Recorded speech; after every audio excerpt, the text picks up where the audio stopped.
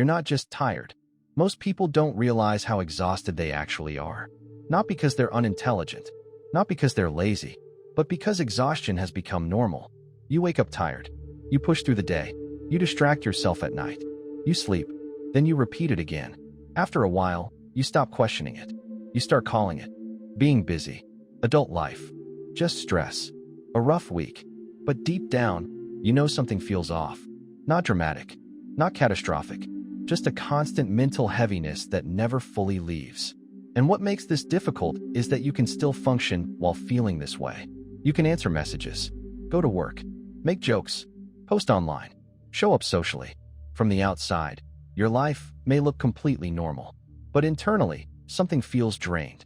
You sit down to rest, but your mind keeps moving. You try to relax, but your body still feels tense. You sleep, but you wake up mentally foggy instead of restored. That's the part many people struggle to explain, because they assume exhaustion only counts when you completely break down. But mental exhaustion rarely arrives all at once. It builds quietly, like carrying a backpack every day and slowly adding weight to it without noticing. At first, it's manageable, then normal, then heavy, then eventually your body starts compensating in ways you don't understand. You become more irritable, less emotionally present, more numb, more distracted, more dependent on stimulation just to feel okay. And eventually you stop asking, "Why am I tired?" You start asking, "What's wrong with me?" That question changes everything because now the exhaustion becomes personal. You stop seeing it as overload. You start seeing it as failure. But the truth is, many people are not weak. They are overstimulated, emotionally overloaded, under-recovered, and mentally disconnected from themselves for long periods of time. There's a difference. And if you don't understand that difference, you'll keep trying to solve exhaustion with motivation. That's like pressing harder on the gas pedal while the engine is overheating. The problem isn't effort anymore. The system itself is strained. This is why sleep alone often doesn't fix the problem. Because you are not just physically tired. You are cognitively overloaded. Your attention has been fragmented for too long. Your nervous system has been activated for too long. Your mind has been processing too much input without enough recovery. Think about how most people live now. Your brain wakes up and immediately receives stimulation. Notifications, messages, videos, emails, news, music, constant information. Your mind rarely experiences silence anymore. Even moments that used to be mentally empty are now filled with content. Waiting in line, phone. Sitting alone, phone. Feeling uncomfortable, phone. Your brain never fully powers down. And the human nervous system was never designed for endless input without recovery. Imagine leaving 20 browser tabs open on a laptop for weeks without restarting it. The computer still works, but slower, hotter, less stable. That's how many people are functioning mentally. Still operational, but overloaded underneath. And because the overload becomes gradual, you adapt to unhealthy states without realizing it. You normalize constant tension, racing thoughts, mental fatigue, difficulty focusing, emotional numbness, poor sleep, feeling off all the time, until eventually your body forces your attention. Maybe through burnout, maybe anxiety, maybe emotional collapse, maybe chronic exhaustion, maybe the inability to enjoy anything anymore. And this is important to understand. Your body usually whispers before it screams. The problem is that most people only listen once the damage becomes impossible to ignore. You can see this everywhere. Someone says, "I didn't realize how stressed I was until I finally crashed." Or, "I thought I was fine until my body stopped cooperating." That sentence matters more than people realize. Because your body often notices overload before your conscious mind does. Your thoughts can deny reality. Your body usually cannot. You can mentally tell yourself, "I'm okay," but your nervous system may already be showing shallow breathing, tight shoulders, poor sleep, low energy, constant fatigue, brain fog, irritability, emotional instability. The body keeps records the mind tries to avoid. And one of the biggest reasons people stay trapped in this cycle is because they judge themselves instead of understanding themselves. They call themselves lazy, undisciplined, weak, unmotivated, without asking whether their system has been overloaded for months or years. You were never designed to operate under constant psychological stimulation without consequences. No human being is. But modern life rewards disconnection. You are rewarded for productivity even when exhausted, rewarded for responsiveness even when overwhelmed, rewarded for staying online even when mentally drained. So people learn how to suppress themselves instead of understanding themselves. And eventually they lose touch with what healthy actually feels like. That's why awareness matters. Not overanalysis, not obsession. Awareness, the ability to notice. My body has been tense for weeks. My mind never feels quiet. I don't actually feel rested anymore. I've been surviving instead of recovering. That awareness is not weakness. It's the beginning of clarity. Because once you stop treating your exhaustion as a personal flaw, you can finally start understanding the system that created it. And that changes the conversation completely. Instead of asking, "Why can't I keep pushing harder?" you begin asking, "What kind of life is my mind and body adapting to every day?" That question leads somewhere more honest. And usually, more healing too. Your brain was never designed for constant stimulation. Most people think they're bad at focusing. But the real problem is that their attention never gets a chance to recover. Your brain is constantly reacting to something. A message, a notification, a video, a headline, a conversation, background noise, another thought, another tab, another piece of information. Even when you're physically resting, your mind often isn't. And over time, that changes the way you experience life. You become mentally crowded, not because your brain is broken, because it never gets silence long enough to reset. Think about how unnatural modern attention has become. 100 years ago, boredom was normal. Waiting was normal. Silence was normal. Now almost every empty moment gets filled immediately. You wake up and reach for your phone before your brain is even fully awake. You eat while watching something. You work while checking messages. You rest while scrolling. You fall asleep with noise playing in the background. Your mind is constantly consuming. And the dangerous part is that overstimulation rarely feels harmful in the moment. It feels productive, entertaining, comforting, distracting. That's why people don't notice the damage until their ability to think clearly starts collapsing underneath it. They struggle to focus on one task. They feel restless doing nothing. Reading becomes harder. Conversations feel harder to stay present in. Their thoughts become fragmented and reactive. Then they blame themselves for lacking discipline. But attention is not just a mindset problem. It's also an environment problem. If you constantly expose your nervous system to high-speed stimulation, your brain adapts to that speed. This is why quiet tasks start feeling unbearable. A long walk feels boring. Reading feels slow. Deep work feels mentally painful. Silence feels uncomfortable. Your brain becomes conditioned to constant novelty.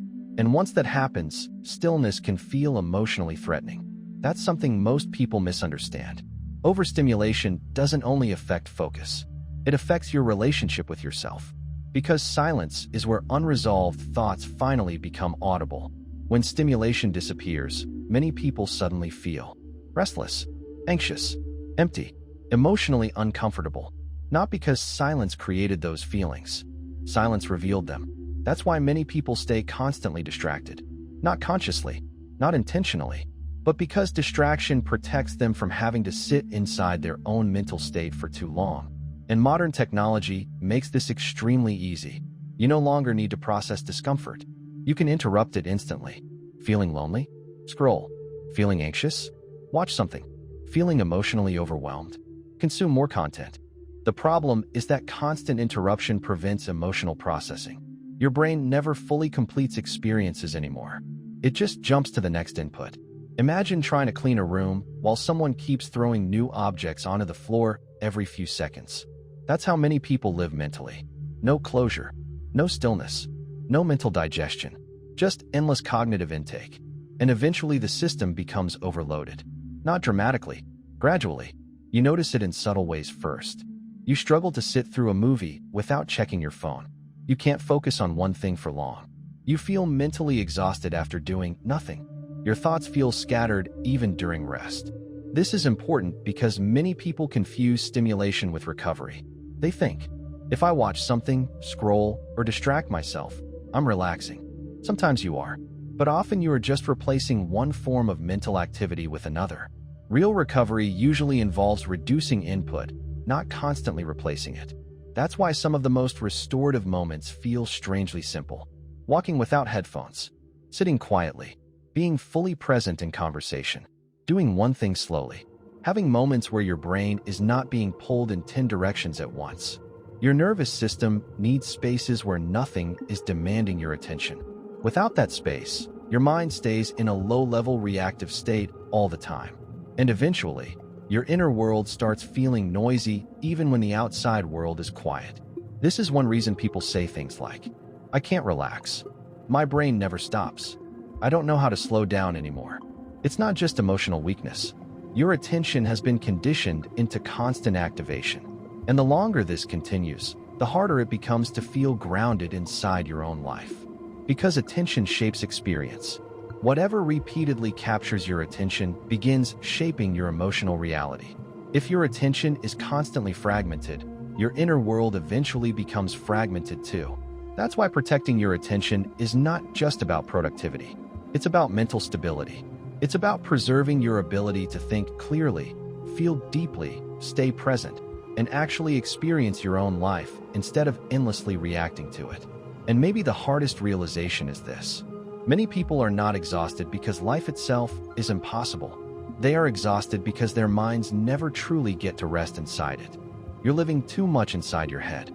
One of the most exhausting ways to live is to experience life mostly through thought instead of direct reality. And many people do this without realizing it. Physically, they are sitting in a room. But mentally, they are somewhere else entirely. Replaying a conversation, predicting a future problem, imagining worst-case scenarios, analyzing how they sounded, thinking about what they should have done differently. Their body is here. Their attention is not. And over time, this creates a strange kind of disconnection. You stop fully experiencing your life because your mind is constantly interpreting, predicting, reviewing, or defending against it. This is what chronic overthinking actually is. Not intelligence, not deep self-awareness, just a mind that struggles to stop processing. And at first, overthinking can feel productive. It feels like preparation, control, protection. You think, if I analyze this enough, maybe I can avoid mistakes. If I think through every possibility, maybe I'll feel safe. If I replay what happened, maybe I'll finally understand it. But most overthinking does not create clarity.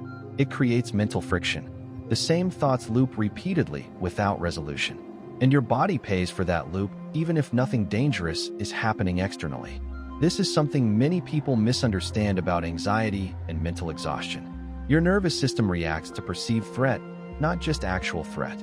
So if your mind constantly rehearses stress, conflict, fear, embarrassment, uncertainty, or danger, your body can remain in a low-level defensive state for hours or even years. That means overthinking is not just mental. It becomes physical. Your shoulders tighten. Your jaw clenches. Your breathing becomes shallow. Your stomach feels heavy. Your sleep becomes lighter. Your energy slowly drains. And because this process happens gradually, you stop noticing how much tension has become your normal state. You can see this clearly in everyday situations. Someone sends a short text, "Okay," and suddenly your mind starts building stories. Are they upset? Did I say something wrong? Maybe I sounded annoying. Within seconds, your body reacts emotionally to a scenario that may not even exist. That's how powerful thought patterns are. Your brain is constantly trying to predict social safety, emotional risk, rejection, embarrassment, uncertainty, and loss. Because from a survival perspective, uncertainty feels threatening. The brain prefers a bad answer over no answer at all, so it fills gaps constantly. This is why people overanalyze facial expressions, tone of voice, delayed replies, past mistakes, future outcomes. The mind tries to reduce uncertainty by thinking harder. But uncertainty is one of the few things humans can never fully eliminate.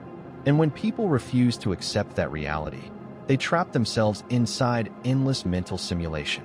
They start living life twice, once in reality and once inside thought.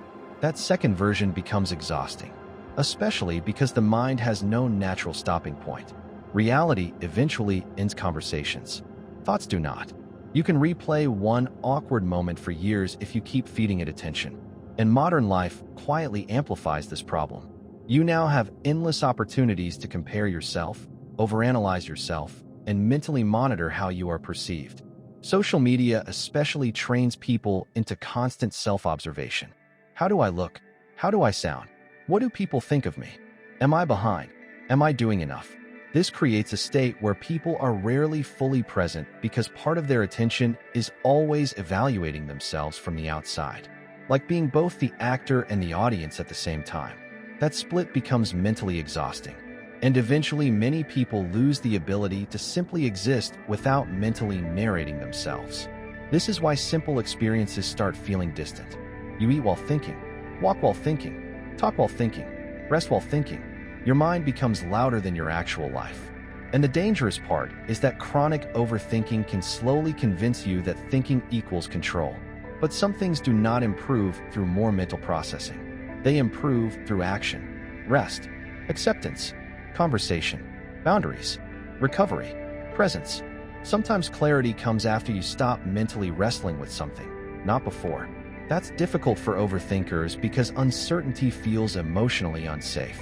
So they keep searching for perfect certainty before relaxing. But life does not work that way. No amount of thinking can remove all risk from being human. You can still be misunderstood, rejected, embarrassed, disappointed, uncertain. That vulnerability is part of life itself. And strangely, people often become less mentally exhausted when they stop trying to mentally control every possible outcome. Not because they stopped caring, because they stopped carrying every possibility at once. This is where many people misunderstand being present. Being present does not mean becoming emotionless or spiritually detached. It simply means your attention is actually participating in reality instead of constantly escaping into mental simulation. You notice your environment, your breathing, the conversation in front of you, the moment you are physically living instead of the one your mind is inventing.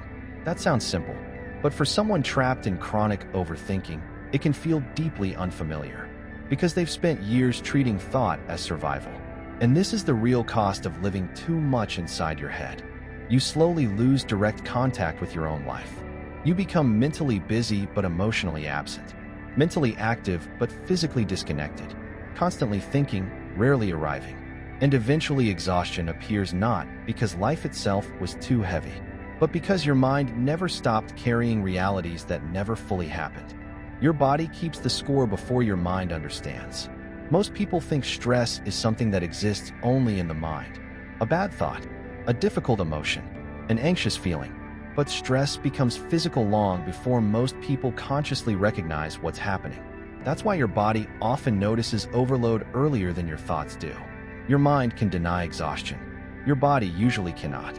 This is one of the biggest misunderstandings people have about mental health and emotional strain. They think, if I can still function, I must be okay.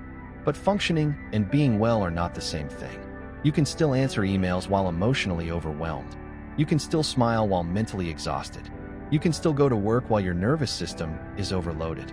The body compensates for a long time before it finally forces your attention. And when people don't understand this, they often misread their own symptoms. They think, I'm lazy, I'm weak, I'm unmotivated, I'm just dramatic, without realizing their system has been under pressure for too long. Because your body does not separate emotional stress from physical stress as cleanly as people imagine. Anxiety changes breathing. Stress changes sleep. Fear changes heart rate. Emotional overload changes digestion. Chronic tension changes posture and energy levels. Your emotional state is not floating separately somewhere in the mind. It is happening through the body in real time. That's why prolonged stress eventually becomes visible physically, not always through dramatic breakdowns. Often through quiet symptoms people normalize.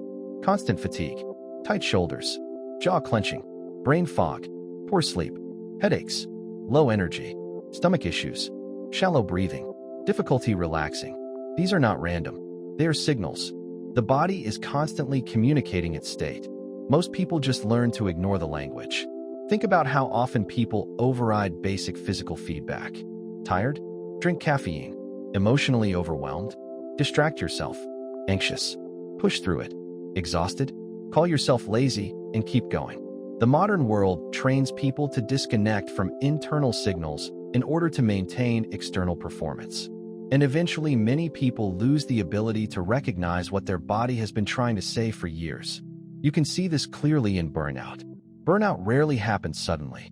Usually there were warning signs long before collapse.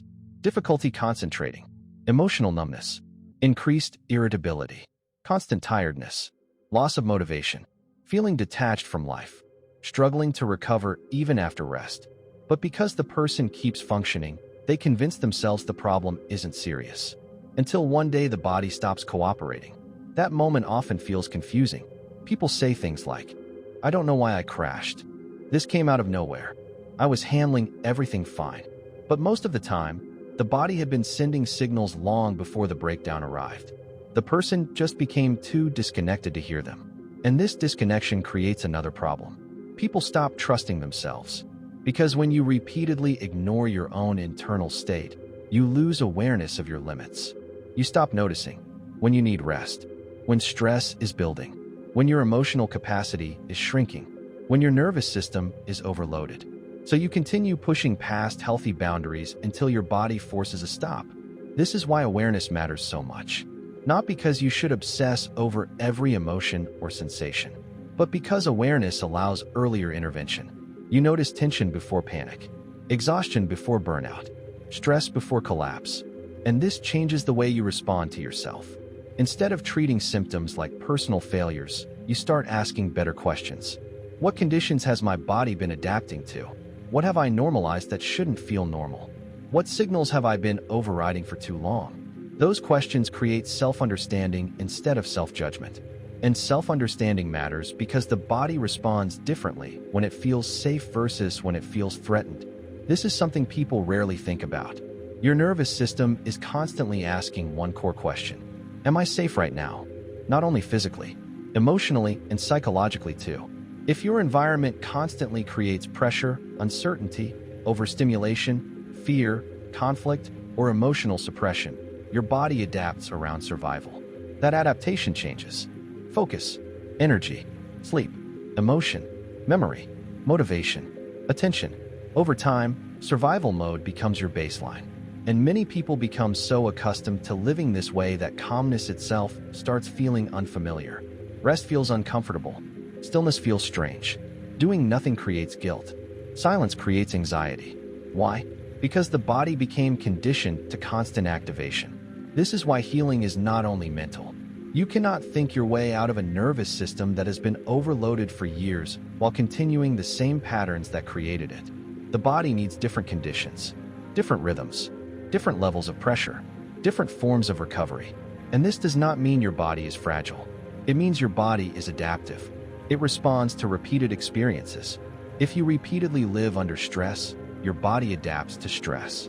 If you repeatedly live in overstimulation, your attention adapts to overstimulation. If you repeatedly ignore exhaustion, your body eventually increases symptoms to get your attention. Not to punish you, to protect you. That perspective changes everything. Because instead of seeing your body as something working against you, you begin understanding that many symptoms are attempts at communication. Your exhaustion may be information.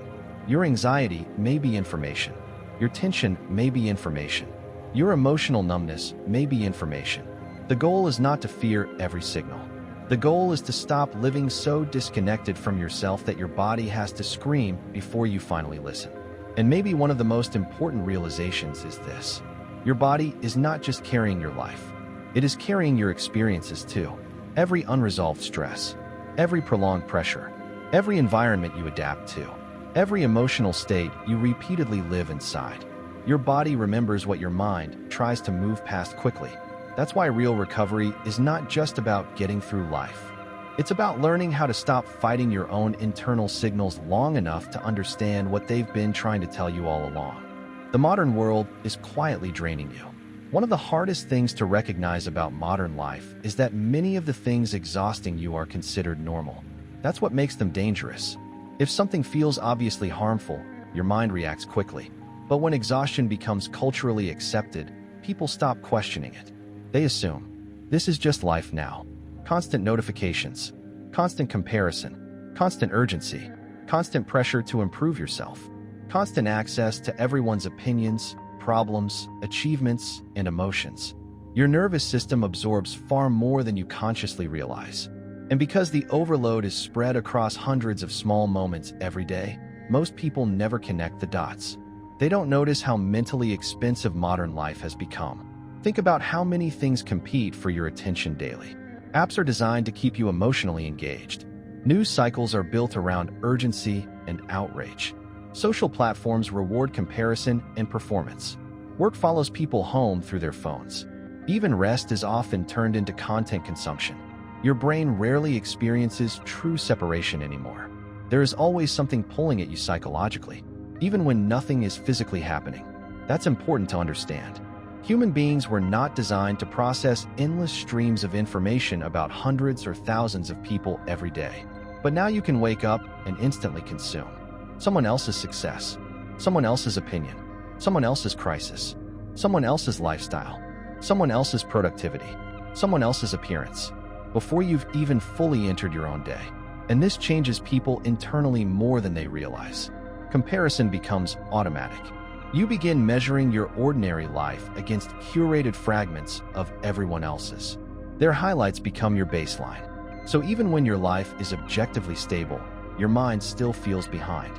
This creates a constant low-level psychological pressure. I should be doing more. I should be further ahead. I'm wasting time. Everyone else seems to have direction except me. That pressure quietly drains emotional energy over time, especially because modern productivity culture rarely allows people to feel complete. There is always another goal, another skill, another metric, another way to optimize yourself. And self-improvement becomes dangerous when it turns into permanent self-dissatisfaction. A lot of people are not growing anymore. They are endlessly trying to escape the feeling that who they are right now is not enough. That creates chronic tension, because your nervous system never gets the message. You are allowed to stop for a moment. Instead, people live inside constant psychological acceleration. Even rest starts feeling guilty. You sit down for an hour and immediately think, I should be doing something productive. That sentence alone reveals how deeply many people have internalized performance-based self-worth. Your value becomes tied to output. And once that happens, slowing down starts feeling emotionally threatening. Not because rest is wrong, because rest interrupts the identity built around constant doing. You can see this everywhere. People feel anxious during silence, uncomfortable during stillness, restless during unstructured time, not because they truly want non-stop stimulation, but because they no longer know how to exist without external input or productivity validating their sense of self. And underneath all of this is another issue people rarely talk about. Modern life keeps people mentally available all the time. Years ago, leaving work often meant mentally leaving work. Now your phone follows you everywhere. Messages, emails, notifications, updates, requests. There is no clean psychological boundary anymore. So your nervous system stays partially activated even during supposed rest. You may be sitting at home physically while your mind still feels on call. That constant low-level vigilance slowly wears people down, and eventually many people stop feeling truly present anywhere. When working, they think about escaping. When resting, they think about work. When alone, they seek distraction. When distracted, they feel mentally exhausted. Their attention becomes fragmented across too many demands. This is one reason people feel emotionally flat now. Not because they are incapable of feeling deeply, but because chronic overstimulation reduces emotional clarity. When your nervous system is overloaded long enough, everything starts blending together. Stress, fatigue, anxiety, numbness, restlessness. People stop understanding what they actually feel because they rarely slow down long enough to process anything fully. And this creates a dangerous cycle. The more overwhelmed people feel internally, the more they often turn toward distraction for relief. More scrolling, more noise, more consumption, more avoidance. But temporary distraction does not equal recovery. Sometimes it just delays emotional processing. That's why many people secretly feel exhausted even after entire weekends of rest. Because the body rested physically while the mind stayed overstimulated the entire time. And eventually people begin feeling disconnected from their own lives. Days blur together. Attention weakens. Presence disappears. Small moments stop feeling meaningful. Not because life lost meaning, because their attention became too fragmented to fully experience it. This is why protecting your mind matters now more than ever. Not in a dramatic anti-technology way, but in an intentional way. Because your environment shapes your internal state whether you notice it or not. What repeatedly enters your attention slowly influences your emotions, your nervous system, your expectations, your self-image, your mental energy. And if you never create space away from constant input, your mind never fully resets. You remain psychologically crowded all the time. This is why clarity feels so rare now. Most people are consuming far more than they are actually processing. And when the mind becomes overloaded long enough, even ordinary life can start feeling emotionally heavy. Not because you are weak, but because modern life quietly normalized mental conditions that human beings were never designed to carry continuously. You don't need a mental breakdown to admit you're struggling. One of the most damaging ideas people carry is the belief that their pain only counts once it becomes catastrophic. So they keep minimizing themselves. I'm just tired. It's not that serious. Other people have it worse. I can still function. And because they can still function, they convince themselves they don't deserve help, rest, understanding, or even honesty about what they're carrying. This is how many people slowly normalize suffering. Not dramatic suffering, quiet suffering, the kind that hides behind routines. You wake up, go through the motions, answer people, handle responsibilities. Keep yourself busy enough to avoid fully feeling what's happening underneath. From the outside, nothing looks obviously wrong. But internally, you feel disconnected from yourself. You laugh, but it feels automatic. You rest, but never fully recover. You spend time with people, but still feel mentally absent. And because there's no visible collapse, you assume your struggle must not be valid. But this is important to understand. You do not need to completely fall apart before your exhaustion becomes real. You do not need a panic attack, burnout crisis, emotional breakdown, or major life collapse before you are allowed to acknowledge that something feels unhealthy. A lot of people wait far too long because they believe suffering only matters once it becomes undeniable. Until then, they keep negotiating against themselves. I should be able to handle this. I just need more discipline. I need to stop being weak. But self-criticism often becomes a way people avoid listening to themselves honestly. Because if they admitted how overwhelmed they actually feel, they might also have to admit that the way they're living is unsustainable. And that realization can be uncomfortable, especially for high-functioning people. High-functioning exhaustion is dangerous precisely because it hides so well. These are the people who still go to work, still meet deadlines, still answer messages, still appear responsible. But internally, they feel emotionally worn down almost all the time. Their mind never fully relaxes. Their body never fully settles. Their energy never fully restores. And because they continue performing, nobody notices the cost. Sometimes not even them. This creates a strange form of loneliness. You feel exhausted in ways that are difficult to explain because your life technically still works. So you start invalidating your own experience. You think, if I were really struggling, I wouldn't still be functioning. But functioning is not the same as thriving. Survival mode can still look productive from the outside. A person can be deeply overwhelmed while still appearing successful, responsible, funny, social, or dependable. People often mistake visible collapse as the only proof of suffering because external behavior is easier to recognize than internal strain. But the nervous system does not care how successful you appear externally. It responds to pressure, stress, overload, emotional suppression, and lack of recovery regardless of appearance. This is why many people suddenly crash after long periods of looking completely fine. Not because the pain appeared overnight, because the body can only compensate for so long. And many people become experts at compensation. They stay busy to avoid reflection, stay productive to avoid vulnerability, stay distracted to avoid exhaustion, stay available to avoid sitting alone with themselves. But eventually the nervous system reaches its limit. And when that happens, people often feel ashamed instead of understanding what led there. They say, I don't know why I can't handle things anymore. When the truth is usually, they've been handling too much for too long without enough recovery, honesty, or emotional processing. This is why emotional awareness matters before crisis arrives, not after. You should not need a complete collapse before you finally give yourself permission to slow down, reassess your life, or acknowledge that something feels wrong. Because the longer people ignore themselves, the more disconnected they become from their own internal reality. And once disconnection becomes normal, Unhealthy states stop feeling unhealthy. Constant stress feels normal. Mental exhaustion feels normal. Emotional numbness feels normal. Never fully resting feels normal. That normalization is dangerous.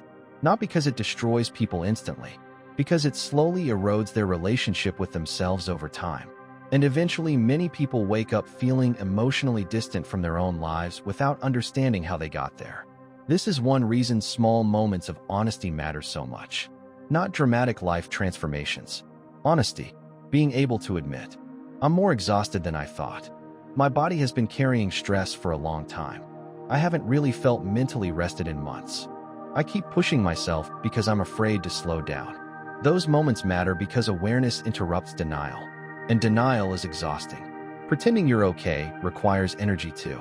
Many people are carrying two separate burdens at the same time: the actual stress itself and the effort required to suppress awareness of it. That double pressure slowly drains people emotionally. This is why relief often begins with acknowledgement before solutions even appear. Not because awareness instantly fixes everything, but because clarity removes confusion. You stop treating yourself like a mystery problem that needs punishment. You begin seeing yourself as a human being responding to prolonged pressure in predictable ways. And that shift changes how you respond to your own struggle. Instead of asking, "What's wrong with me?" you begin asking, "What have I been carrying for too long?" without realizing the cost. That question creates compassion without removing responsibility. And that balance matters. Because healing is not about avoiding difficulty. It's about learning how to stop abandoning yourself while moving through it. Your nervous system doesn't know the difference between danger and constant stress. One of the biggest reasons people stay mentally exhausted is because their body never fully exits survival mode. And most people don't even realize they're living that way. They think survival mode only means extreme situations: panic attacks, trauma, major crises, life-threatening danger. But the nervous system responds to repeated stress, not just dramatic events. That means your body can slowly adapt to constant psychological pressure until tension becomes your normal state. And once that happens, you stop noticing how activated you actually are. You wake up already mentally alert. Your thoughts move fast. Your breathing stays shallow. Your shoulders remain tight. Your mind scans constantly for problems, pressure, or unfinished tasks, even when you're technically safe. This happens because the nervous system is designed around protection. Its main job is not happiness. It is survival. At the most basic level, your brain is constantly asking, is something wrong? Am I safe? Do I need to prepare for danger? And the problem is that modern stress often mimics danger psychologically even when there is no immediate physical threat. Deadlines, financial pressure, social comparison, emotional uncertainty, constant notifications, conflict, overthinking, never feeling caught up. Your body reacts to these patterns repeatedly, not once, daily. And when stress becomes chronic, the nervous system adapts around vigilance. This is why many people feel physically unable to relax.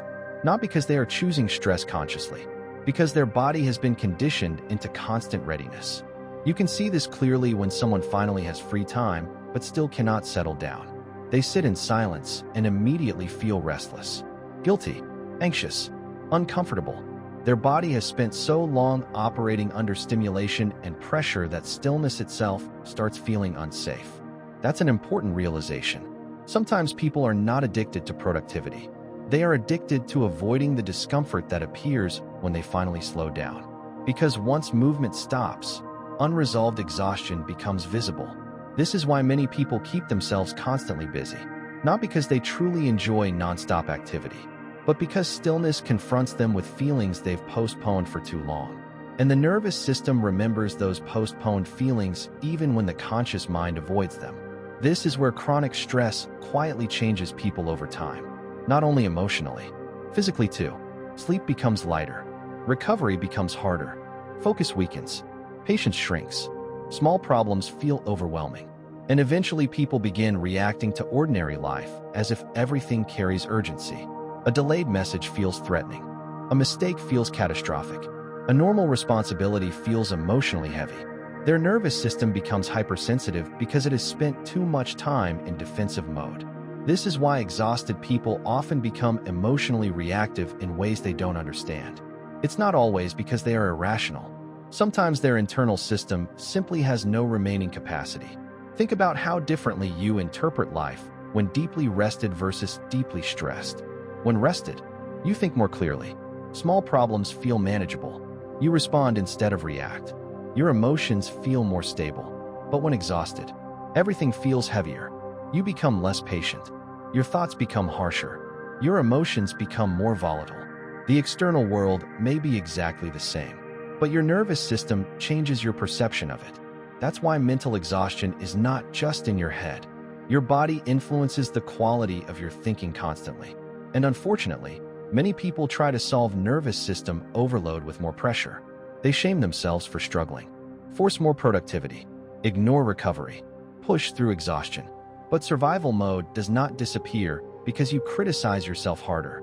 The nervous system responds to conditions, not motivational speeches.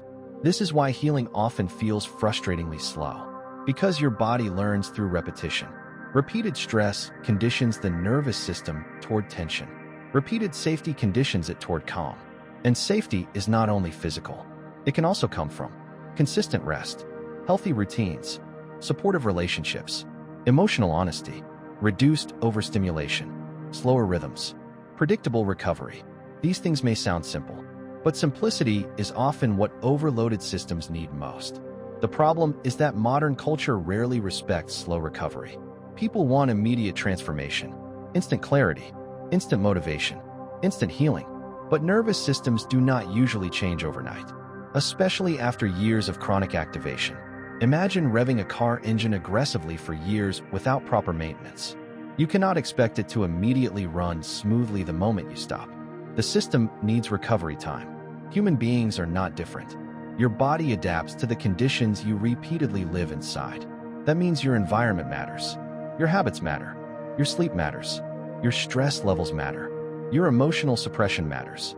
All of it teaches your nervous system what to expect from life. And eventually your body stops asking, "Is this healthy?" It starts assuming, "This must be normal." That's why awareness matters so much. Because many people are so accustomed to stress that they mistake tension for personality. They say, "I'm just an anxious person. I've always been like this. My brain never stops," without realizing their nervous system may simply have been overloaded for years. And this is where hope actually exists. Because if the nervous system can adapt into chronic stress, it can also adapt out of it. Not instantly, not perfectly, but gradually, through repeated experiences of safety, rest, presence, honesty, and recovery. That process is not glamorous. Often it looks very ordinary.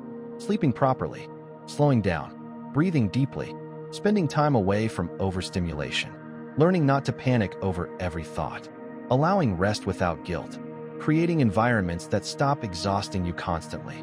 Small repeated conditions shape the nervous system over time. That means healing is usually less about one dramatic breakthrough, and more about teaching your body that it no longer has to survive every moment like a threat. You're probably more emotionally numb than you realize. One of the strangest effects of chronic stress and mental exhaustion is that eventually you stop feeling things clearly. Not because you stopped caring, because your system became overloaded. At first, people usually notice stress emotionally. They feel anxious, overwhelmed, frustrated, sad. But when pressure continues long enough without proper recovery, many people stop feeling emotions intensely at all. They become emotionally flat. And emotional numbness is dangerous because it doesn't always feel dramatic. Sometimes it feels like nothing excites you anymore. Nothing feels fully satisfying. You struggle to feel present. You laugh, but it feels distant. You spend time with people, but emotionally you feel absent. Life starts feeling muted, not unbearable, just emotionally disconnected. And many people misunderstand this state completely. They assume, "I must be lazy. Maybe I'm just ungrateful. Why can't I enjoy anything anymore?" But emotional numbness is often the nervous system protecting itself from overload. Human beings are not designed to stay emotionally activated forever. At some point, the system starts reducing emotional intensity simply to survive ongoing pressure. Think about emotional capacity like a phone battery. When your battery is healthy, your phone runs normally. Brightness works. Apps respond quickly. Everything feels functional. But when the battery becomes critically drained, the phone enters low power mode. Functions become limited to preserve survival. The nervous system does something similar. When stress, overstimulation, emotional suppression, and exhaustion continue too long, your body begins conserving energy psychologically. Emotional intensity gets reduced. Presence weakens. Excitement fades. Connection becomes harder. Not because you became cold or broken, because your system adapted to prolonged overload. This is why emotionally numb people often say, "I don't feel like myself. I know I should care more, but I feel disconnected. I can't fully enjoy things anymore." What they're describing is not emptiness alone. It's emotional exhaustion. And this state can become confusing because people often continue functioning externally while internally feeling distant from their own experience. They still go to work, still talk to friends, still scroll online, still complete responsibilities. But internally, life feels muted, like watching your own existence through glass. This happens partly because the brain prioritizes survival over emotional openness during prolonged stress. When your nervous system is busy managing pressure constantly, emotional depth becomes less accessible. The body focuses more on getting through life than fully experiencing it. And many people unknowingly reinforce this disconnection. They suppress emotions because vulnerability feels inconvenient or unsafe. They stay busy to avoid reflection, distract themselves to avoid discomfort, push through exhaustion to maintain productivity. Eventually, they stop asking themselves how they actually feel. And when emotional awareness disappears long enough, numbness starts feeling normal. This is why some people suddenly break down emotionally over seemingly small things. Not because the small event caused all the pain, because suppressed emotion had been accumulating quietly for years. A tiny trigger finally reached a system already overloaded underneath. You can see this in ordinary moments. Someone asks, "How are you really doing?" And unexpectedly, emotions surface immediately. Not because the question was dramatic, because the person had not slowed down enough to feel themselves honestly in a very long time. That moment matters, because emotional numbness often hides unresolved pressure underneath it. And unresolved emotions do not disappear simply because they are ignored. The body still carries them. Through tension, fatigue, stress responses, mental heaviness, irritability, emotional distance. Suppression can delay emotional experience. It rarely removes it. This is why distraction alone cannot heal exhaustion. You can temporarily escape awareness through entertainment, work, scrolling, noise, or productivity. But eventually your internal state catches up, and many people reach a point where nothing distracts them enough anymore. That's when they finally realize the issue was never lack of stimulation. It was lack of genuine emotional recovery. This is also why emotionally numb people often feel strangely guilty. They know they should appreciate life more, should feel happier, should feel grateful. But emotional systems do not respond to guilt. You cannot shame yourself into feeling alive again. The nervous system responds more to safety, rest, honesty, connection, and reduced overload than self-criticism. And this changes the way you should approach yourself during emotionally numb periods. Instead of forcing intensity, ask, what has my system been carrying? How long have I been emotionally overloaded? What emotions have I been avoiding because survival felt more urgent? Those questions create understanding instead of judgment. And understanding matters because emotionally numb people often become disconnected from their own needs. They stop recognizing when they're overwhelmed, when they need rest, when they need connection, when they're emotionally depleted. Everything starts blending together into one constant background fatigue. This is why rebuilding emotional awareness usually begins quietly, not through dramatic breakthroughs, through smaller moments. Being honest with yourself, slowing down long enough to notice your state, allowing emotions without immediately escaping them, resting without turning rest into stimulation, having conversations where you feel emotionally safe. These experiences gradually reconnect people to themselves again. Not instantly, gradually. Because emotional openness is difficult when the nervous system still believes constant survival is necessary. And maybe one of the most important things to understand is this. Emotional numbness is not proof that you have no feelings. Often it's proof that your system has been carrying too much for too long without enough space to fully process it. Your emotions did not disappear. They became buried underneath exhaustion. Your thoughts change when your body is exhausted. One of the most overlooked truths about mental exhaustion is that your thoughts are not separate from your physical state. People often talk about thinking as if it happens independently from the body. But your brain is part of the body, which means your sleep, stress levels, nervous system state, emotional overload, physical exhaustion, and recovery directly affect how you interpret reality. This matters because many people trust their thoughts most when they should question them more carefully, especially during exhaustion. When people are severely stressed, overwhelmed, sleep-deprived, emotionally overloaded, or chronically anxious, their perception changes. Not symbolically, biologically, the brain becomes more reactive, more negative, more emotionally defensive. Small problems feel larger. Uncertainty feels heavier. Criticism feels more personal. The future feels darker. And because these thoughts feel emotionally real, people assume they must also be objectively true. But exhausted minds often distort perception. This is why everything can feel hopeless at 2 a.m. and manageable the next morning. Your circumstances may not have changed overnight.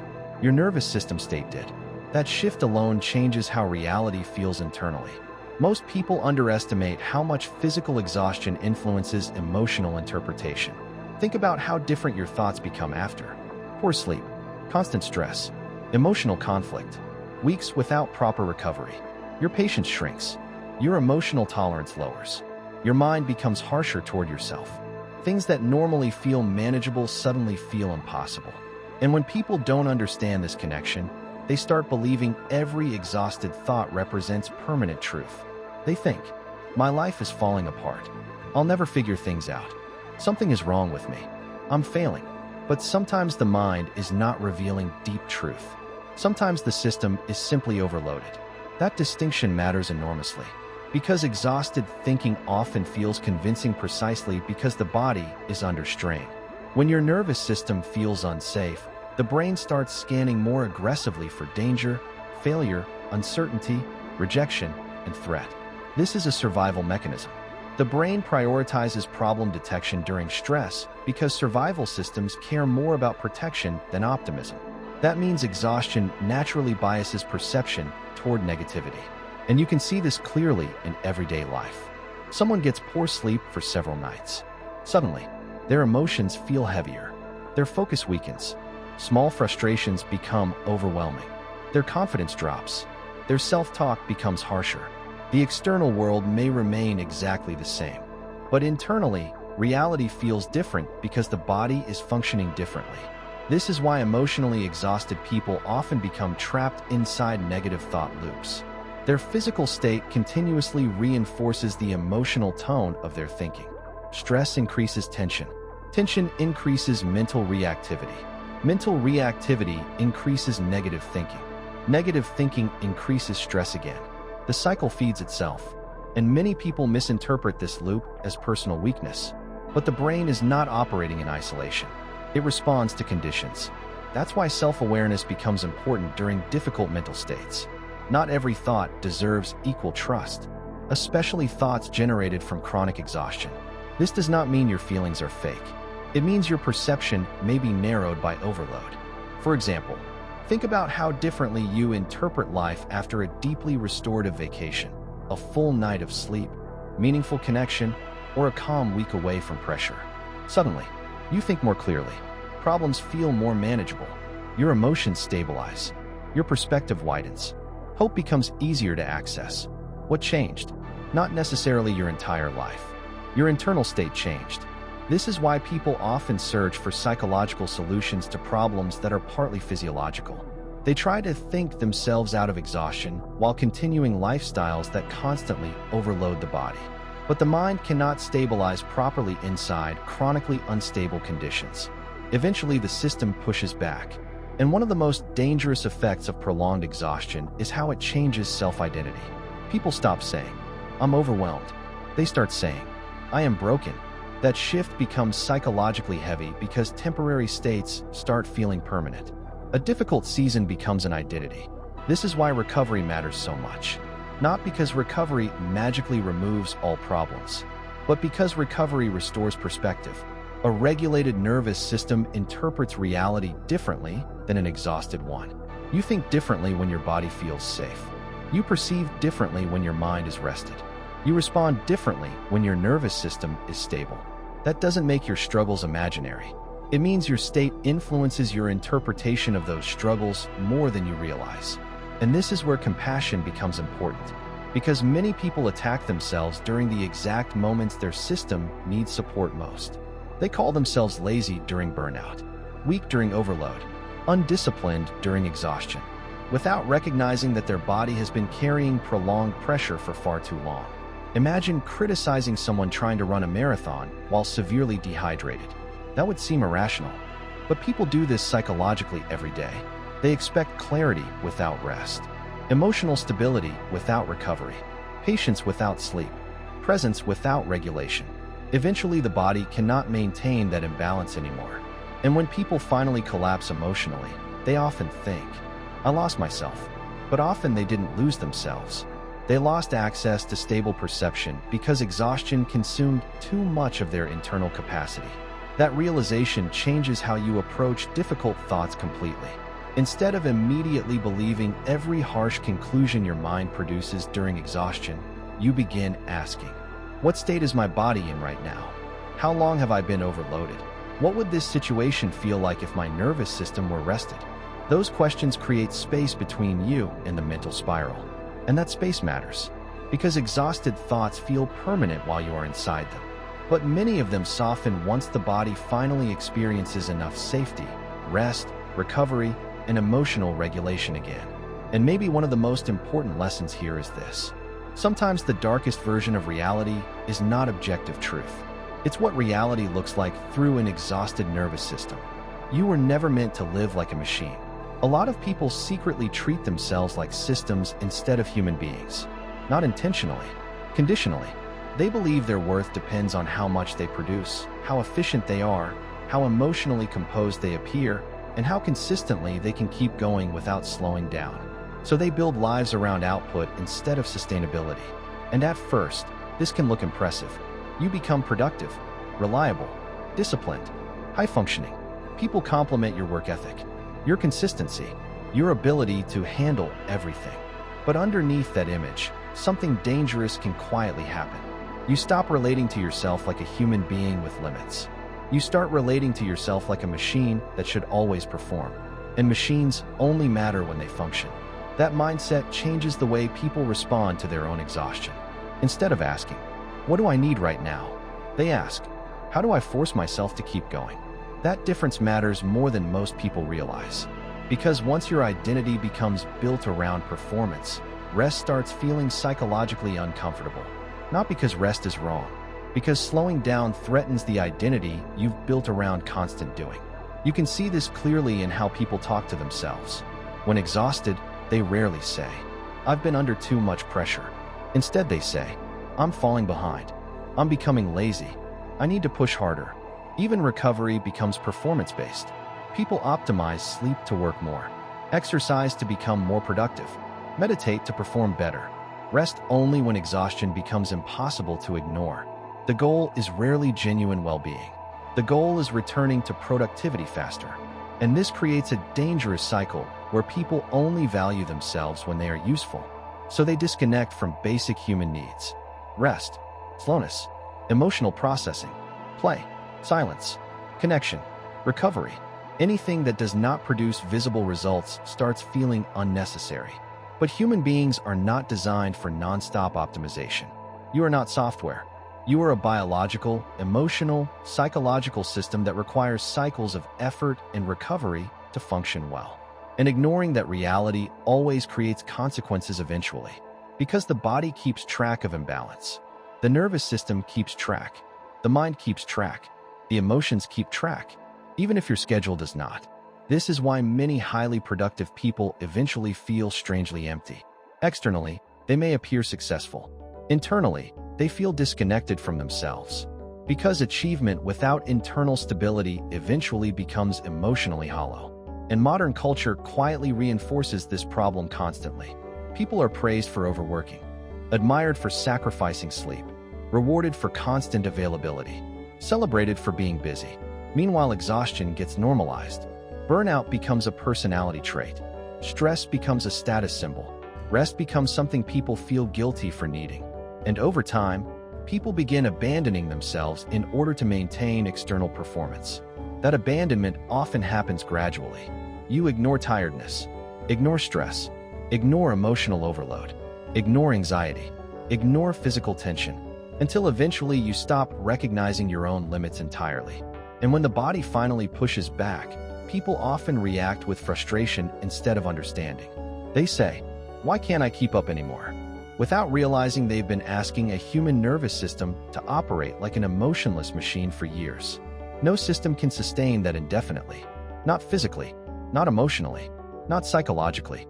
This is especially common in people who learned early in life that being useful made them feel safe, valued, respected, or loved. So productivity becomes emotionally attached to identity. Rest starts feeling unsafe because stillness removes the performance that temporarily protects self-worth. This is why some people become anxious during downtime. Not because they hate rest, because without constant movement, they are left alone with themselves. And if someone's identity has been built almost entirely around achievement, usefulness, or external validation, silence can feel deeply uncomfortable. This creates a painful cycle.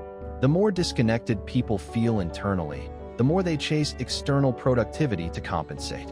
But no amount of achievement permanently fixes emotional disconnection, because exhaustion is not always caused by lack of success.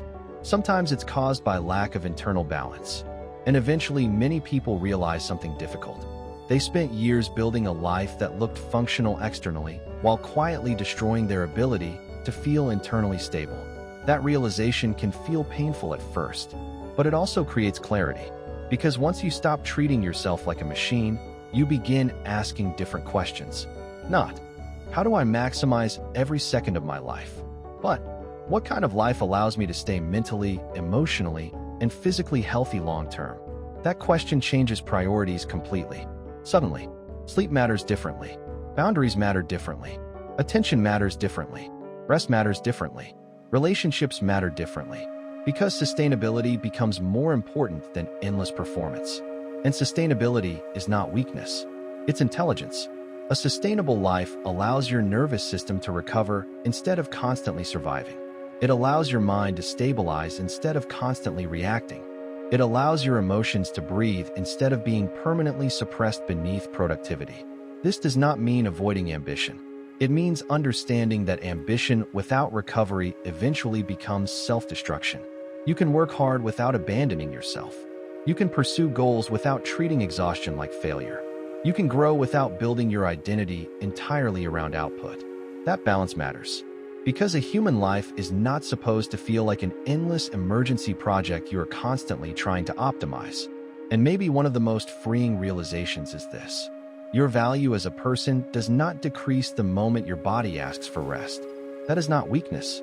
That is biology reminding you that you were always human first. Healing usually starts smaller than people expect. A lot of people delay healing because they imagine it has to feel dramatic. They think recovery begins with a huge breakthrough, a perfect routine, a completely new life, a massive burst of motivation. But most real healing starts much quieter than that. It often begins with simple awareness. You finally notice how tense your body has been, how loud your mind has become, how disconnected you felt from yourself for a long time. And instead of immediately judging yourself for it, you pause long enough to understand it. That pause matters, because many people spend years reacting to themselves instead of listening to themselves. They attack their exhaustion, criticize their anxiety, shame their emotional numbness, force themselves through burnout, without ever asking, what has my system been trying to survive? Healing often begins the moment you stop treating yourself like the enemy. Not because personal responsibility disappears, but because understanding creates more effective change than self-hatred ever will. Think about how differently people respond when they understand the cause of pain. If your leg hurts because it's injured, you naturally stop pushing it the same way.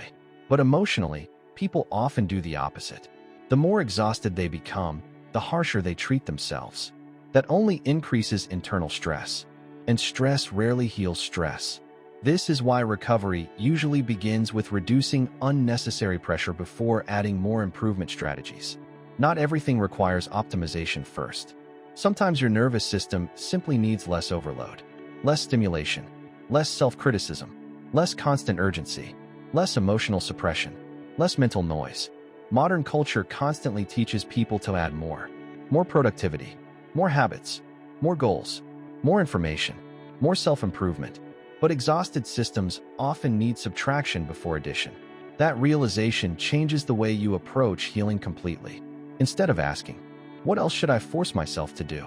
you begin asking, "What has been draining me unnecessarily?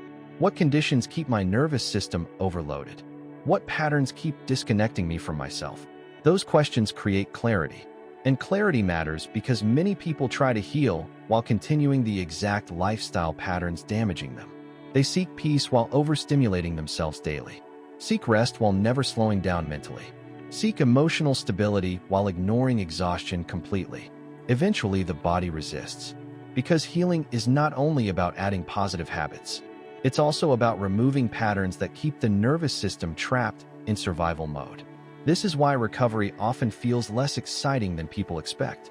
It's usually built through ordinary things repeated consistently. Better sleep, more silence, more honest boundaries, less overstimulation, more time away from constant input, allowing emotions instead of constantly escaping them, having moments where your body finally feels safe enough to relax. These things sound simple, but simple does not mean easy, especially for people who have lived in chronic stress for years. At first, slowing down can feel uncomfortable. Rest may create guilt. Silence may create anxiety. Stillness may feel emotionally unfamiliar. That does not mean healing is failing. It often means your nervous system is adjusting to conditions it has not experienced consistently in a long time. And this adjustment takes time. People often want immediate emotional clarity after years of overload. But nervous systems usually recover gradually. The body rebuilds trust slowly. That's important because many people quit healing too early. They say, "I tried resting, but I still feel anxious. I slowed down, but my mind still races." Of course it does. Patterns built through years of stress rarely disappear in a week, especially when the body has been conditioned into constant vigilance. This is why consistency matters more than intensity. A calm walk repeated daily matters. Consistent sleep matters. Reduced stimulation matters. Learning to notice tension earlier matters. Creating small moments of emotional safety matters. These quiet changes slowly teach the nervous system. We are not in constant danger anymore. And over time, perception starts shifting. You breathe deeper without thinking about it. Your thoughts become less aggressive. You feel more emotionally available. Your body softens. Your attention stabilizes. Not perfectly, but noticeably. And maybe the most surprising part of healing is this. You do not suddenly become a different person. You often reconnect with parts of yourself that chronic stress buried underneath survival mode. Your patience returns. Your curiosity returns. Your emotional depth returns. Your ability to enjoy simple moments returns. Not because you magically transformed overnight, because your system finally had enough safety to stop fighting for survival every second. This is also why healing is deeply connected to attention. What you repeatedly expose your mind and body to matters. If your days are filled with constant urgency, comparison, overstimulation, self-criticism, unresolved stress, endless input, your nervous system adapts accordingly. But if your life slowly contains more stillness, rest, clarity, boundaries, presence, honest connection, psychological safety, your body adapts to that too. Adaptation works both ways. That should give people hope. Because many people secretly fear they are permanently broken. But often they are not broken. They are adapted to unhealthy conditions for so long that exhaustion became their normal state. And normal can change. Gradually, patiently, repeatedly, not through perfection. Through learning how to stop living in constant opposition to your own mind and body. And maybe one of the most important realizations is this. Healing is not about becoming endlessly productive again.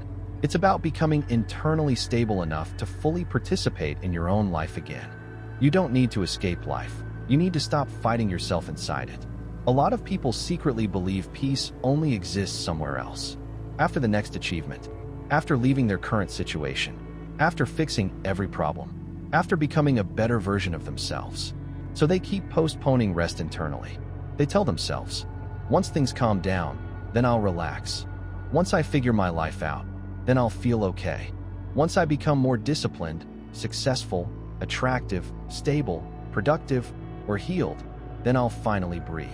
But life rarely arrives in a perfectly resolved state. There will always be uncertainty, responsibilities, difficult emotions, unexpected stress, periods where things feel unclear. If your nervous system only allows peace after complete control, you will spend most of your life waiting for safety that never fully arrives. That's why many people remain exhausted even after reaching goals they once thought would fix everything. Because external improvement does not automatically create internal regulation. You can change environments and still carry the same mental patterns into the next chapter of life. Still overthinking, still rushing, still overstimulating yourself, still treating rest like weakness, still living as if your worth depends on constant performance. That's why real change is deeper than lifestyle aesthetics or productivity systems. It's relational. It changes how you relate to your thoughts, your body, your emotions, your time, your attention, your own humanity. And maybe this is the most important shift of all. You stop seeing yourself as a problem that constantly needs fixing.